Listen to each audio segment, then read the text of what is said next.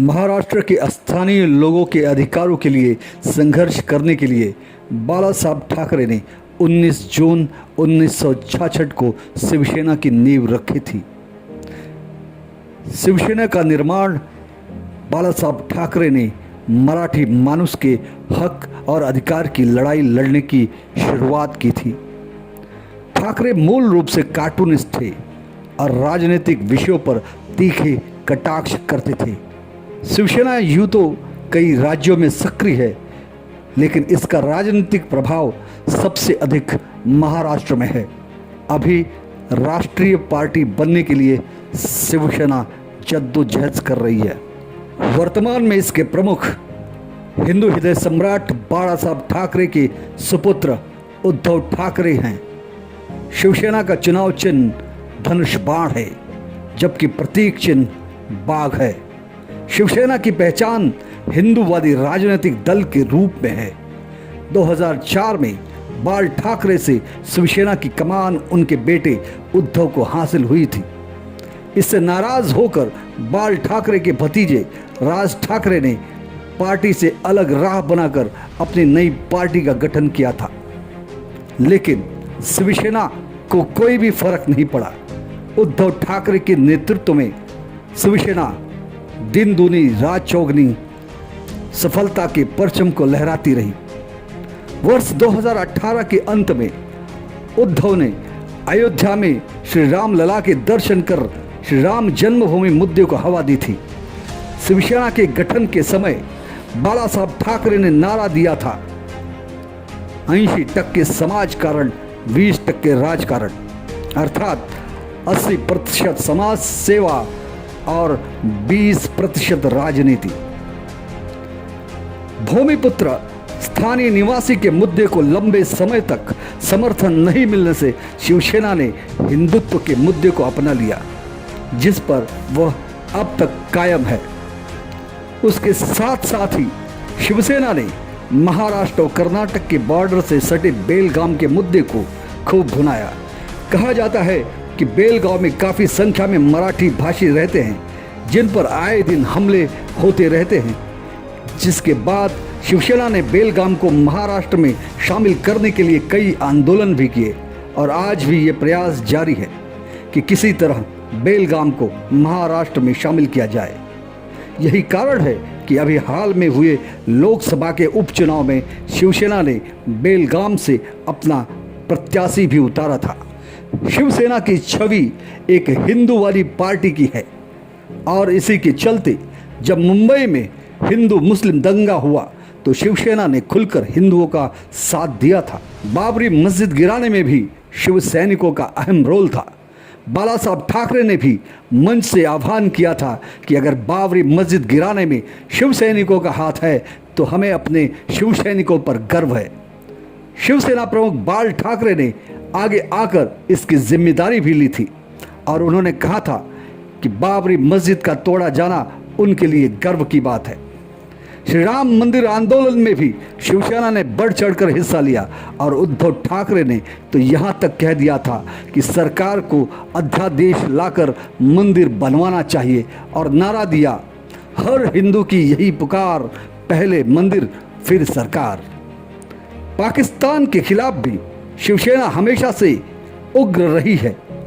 बात तब की है जब आतंकवादियों द्वारा अमरनाथ यात्रा रोकने की धमकी दी। ऐसे समय में बाल ठाकरे ने उस दौरान कहा था कि हज के लिए जाने वाली 99% फ्लाइट मुंबई एयरपोर्ट से छूटती है। देखते हैं कि यहाँ से कोई हज यात्री कैसे मक्का मदीना जाता है। आतंकवादी हमलों के बाद भी शिवसेना ने पाकिस्तान से होने वाले इंडिया पाकिस्तान क्रिकेट मैच के विरोध में वानखेड़े स्टेडियम की पिच को खोद दिया था। उसके बाद पाकिस्तानी कलाकारों को भारत में काम ना करने के लिए भी विरोध किया था, जिसका असर यह हुआ कि पाकिस्तानी कलाकारों का बॉलीवुड से सफाया हो गया, जिसका पूरा श्रेय शिवसेना को जाता है। बाला साहब ठाकरे अपने बेबाक और प्रभावशाली भाषणों के लिए विश्व प्रसिद्ध थे। 1975 के दौरान इंदिरा गांधी के शासनकाल में जब इमरजेंसी लगी, उस समय जहां देश की सभी पार्टियों ने इमरजेंसी का विरोध किया था, वहीं बाल ठाकरे ने इमरजेंसी के फैसले पर इंदिरा गांधी का समर्थन किया था, जिससे जनता के बीच में शिवसेना की छवि एक अलग प्रकार की हुई। लेकिन बाला साहब ठाकरे को इससे कोई फर्क नहीं पड़ा। बाला साहब ठाकरे ने बिना किसी पद पर रहते हुए जितनी लोकप्रियता हासिल की थी, उतनी लोकप्रियता शायद ही किसी भी नेता को नसीब हुई हो। बाला साहब ठाकरे जीवन भर किसी भी प्रकार का शासकीय पद ग्रहण नहीं किए, कोई चुनाव नहीं लड़े और उन्होंने अपने आखिरी दम तक अपना ये वादा निभाया। बाला साहब ठाकरे की अंतिम यात्रा में पूरे महाराष्ट्र से करोड़ों समर्थक मुंबई आ पहुंचे और 2 दिन तक मुंबई जैसा शहर पूरी तरह से बंद था। लोगों के आंखों में आंसू थे। शिवसेना ने पहला चुनाव 1971 में लड़ा था, लेकिन उसे सफलता नहीं मिली। 1979 के लोकसभा चुनाव में पहली बार शिवसेना का सांसद चुना गया।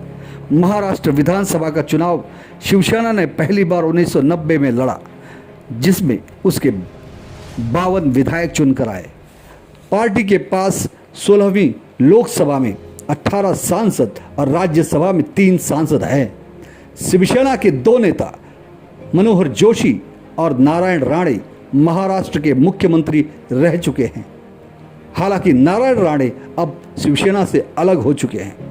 मुंबई महानगर पालिका पर भी लंबे समय से शिवसेना का कब्जा है और इस वक्त महाराष्ट्र के मुख्यमंत्री के रूप में शिवसेना पक्ष प्रमुख उद्धव ठाकरे विराजमान है। 2019 के विधानसभा चुनाव के नतीजे आने के बाद बीजेपी और शिवसेना के रिश्तों में खटास आ गई और गठबंधन टूट गया और उद्धव ठाकरे के नेतृत्व में शिवसेना, कांग्रेस और एनसीपी ने मिलकर महाराष्ट्र में महाविकास आघाड़ी की सरकार बनाई।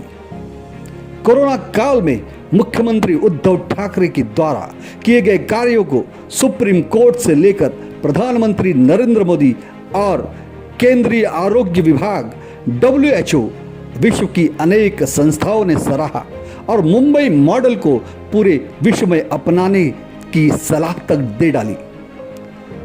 अब देखते हैं आगे शिवसेना किस तरह से भारतीय राजनीति में अपने आप को स्थापित करती है। फिलहाल इस वक्त उद्धव ठाकरे के नेतृत्व में शिवसेना दिल्ली की तरफ कूच करने की आगे बढ़ रही है। युवा नेता आदित्य ठाकरे भी शिवसेना पार्टी को पूरे देश के प्रत्येक राज्यों तक पहुंचाना चाहते हैं। ब्यूरो रिपोर्ट, राष्ट्रवाद न्यूज। मैं शिवसेना के 55वें वर्धापन दिवस, स्थापना दिवस की सभी देशवासियों को, सभी शिव सैनिकों को बहुत बहुत बधाई देता हूं। आज 55 वर्ष हो गए शिवसेना हिंदू हृदय सम्राट आदरणीय परम पूज्य बाला साहब ठाकरे जी के विचारधारा पर काम कर रही है।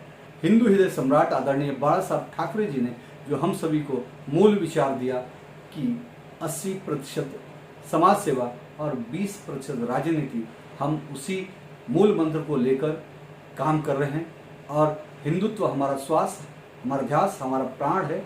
हम बाला साहब ठाकरे के प्रत्येक विचार को हम महाराष्ट्र के गांव-गांव से लेकर पूरे देश के प्रत्येक राज्यों के हर जिला, हर तालुका, हर गांव तक पहुंचाने की कोशिश इस 55वें वर्धापन स्थापना दिवस के रूप में हमें ये प्रेरणा मिलेगी।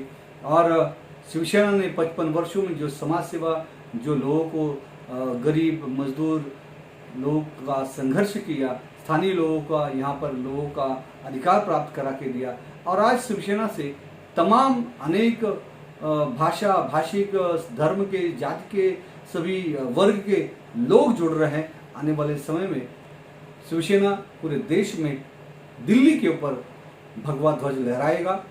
आज उद्धव साहब ठाकरे मुख्यमंत्री के रूप में महाराष्ट्र की सेवा कर रहे हैं और पूरे देश ने ये देखा है कि उद्धव साहब ठाकरे ने जिस संवेदनशीलता के साथ कोरोना संकट में सामना किया, लोगों को सहयोग किया, लोगों की सेवा की।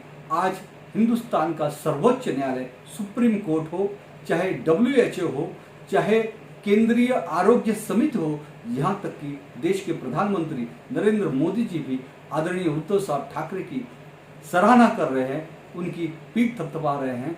और आज उन्हीं उद्धव साहब ठाकरे जी के संवेदनशील नेतृत्व में महाराष्ट्र आगे की ओर बढ़ रहा है और शिवसेना इसी तरह से निरंतर जनता की सेवा करती रहेगी।